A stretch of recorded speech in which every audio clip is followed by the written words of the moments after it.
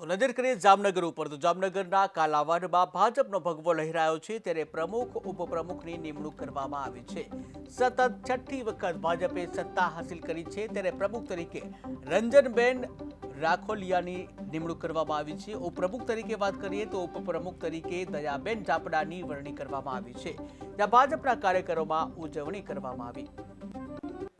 આજે મારી કાલાવાડ નગરપાલિકા પ્રમુખ તરીકે વરણી થઈ છે તે બદલ ભારતીય જનતા પાર્ટીના પ્રદેશ પ્રમુખ આદરણીય શ્રી સી.આર. પાટીલ સાહેબ, ગુજરાતના મુખ્યમંત્રી ભૂપેન્દ્રભાઈ પટેલ સાહેબ, જામનગર ભાજપના પ્રમુખ આદરણીય રમેશભાઈ મુંગરા સાહેબ, પૂર્વ પ્રદેશ ભાજપ પ્રમુખ આરસીભાઈ ફળદુ, જામનગરના સાંસદ પૂનમબેન માડમ, કાલાવાડના ધારાસભ્ય મીરજીભાઈ ચાવડા તથા ભારતીય જનતા પાર્ટીના ચૂંટાયેલા તમામ સદસ્યો અને સંગઠનના હોદ્દેદારોનો આભાર વ્યક્ત કરું છું।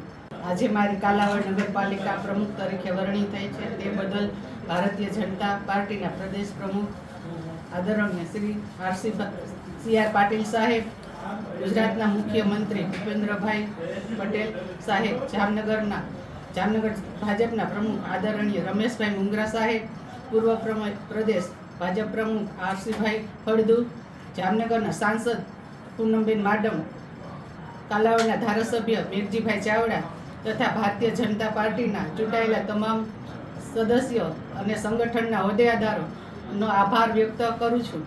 આજે મારી કાલાવાડ નગરપાલિકા પ્રમુખ તરીકે વરણી થઈ છે તે બદલ ભારતીય જનતા પાર્ટીના પ્રદેશ પ્રમુખ આદરણીય શ્રી સી.આર. પાટીલ સાહેબ, ગુજરાતના મુખ્યમંત્રી ભૂપેન્દ્રભાઈ પટેલ સાહેબ, જામનગર ભાજપના પ્રમુખ આદરણીય રમેશભાઈ મુંગરા સાહેબ, પૂર્વ પ્રદેશ ભાજપ પ્રમુખ આરસીભાઈ ફળદુ, જામનગરના સાંસદ પૂનમબેન માડમ, કાલાવાડના ધારાસભ્ય મીરજીભાઈ ચાવડા તથા ભારતીય જનતા પાર્ટીના ચૂંટાયેલા તમામ સદસ્યો અને સંગઠનના હોદ્દેદારોનો આભાર વ્યક્ત કરું છું।